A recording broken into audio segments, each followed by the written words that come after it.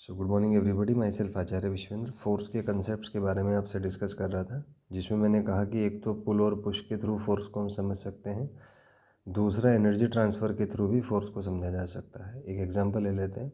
मान लीजिए आप अपने घर पे हैं और आप में मान लीजिए 500 जूल एनर्जी है। ये साइकिल खड़ा हुआ है आपका, आपने साइकिल चलाना स्टार्ट किया, 2 किलोमीटर साइकिल चला के आए। जब आप वापस आए तो आपको फील होगा थकान थकान हुई, क्योंकि आपका एनर्जी कम हो गया।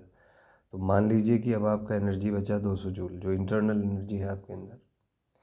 तो इसका जो डिफरेंस है 500 माइनस 200 यानी 300 जूल, तो इतना आपने वर्क कर दिया है अपने सराउंडिंग पे। सराउंडिंग से यहाँ मतलब है कि आपके बॉडी को छोड़ के बाकी जो भी बचा, एटमॉस्फेयर है, साइकिल है, रोड है, पूरा का पूरा उसको एक सिस्टम आप मान लीजिए।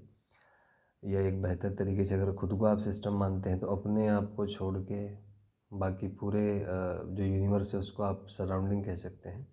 तो ये आपने वर्क किया सराउंडिंग पे। अब आप सोचें, जब आपने साइकिल चलाना स्टार्ट किया होगा तो आपने पेडल पे फोर्स लगाया होगा, जिस फोर्स की वजह से पेडल डिस्प्लेस हुआ होगा। तो पेडल जब डिस्प्लेस हुआ, उस डिस्प्लेसमेंट के दौरान आपके अंदर से जो आपका इंटरनल पोटेंशियल एनर्जी था वो कन्वर्ट होना स्टार्ट हुआ साइकिल के पोटेंशियल एनर्जी में। सो हम कह सकते हैं कि force here is a transfer mechanism of transferring your potential energy to the kinetic energy of the cycle.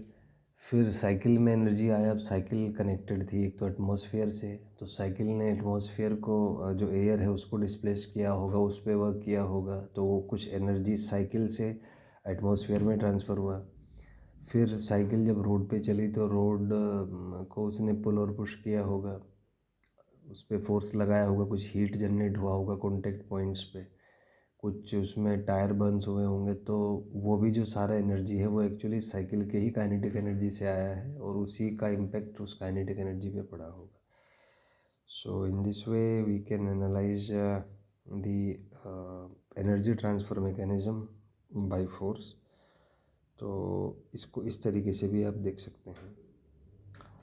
आगे इसमें एनालिसिस पे आपसे बात करूँगा। तो पहला पॉइंट है, फोर्स को एक तो हम एवरेज फोर्स की तरह देख सकते हैं, and second is instantaneous force की तरह हम इसको देख सकते हैं। इन टर्म्स ऑफ अगर हम टाइम ड्यूरेशन को बेसिस मान के एक एनालाइज करना चाहें तो एवरेज फोर्स और इंस्टेंटेनियस फोर्स।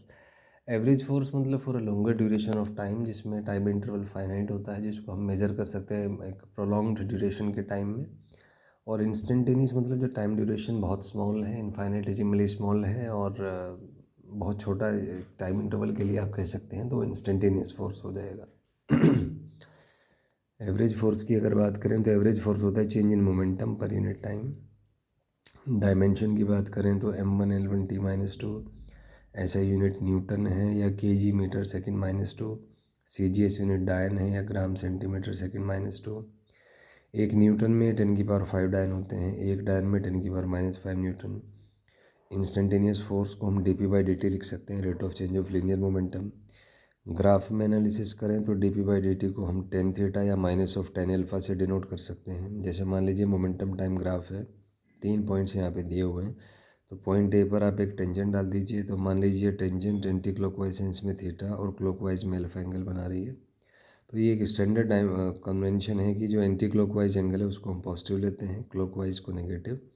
तो उसी कन्वेंशन से हम dp/dt को या तो tan थीटा लिख सकते हैं या -tan इसको लिखा जा सकता है। तो ये स्टैंडर्ड इसके एनालिटिकल पार्ट्स हैं कि कैसे फोर्स को अलग अलग तरीके से आप विजुअलाइज कर सकते हैं, उसको आप यूज़ कर सकते हैं।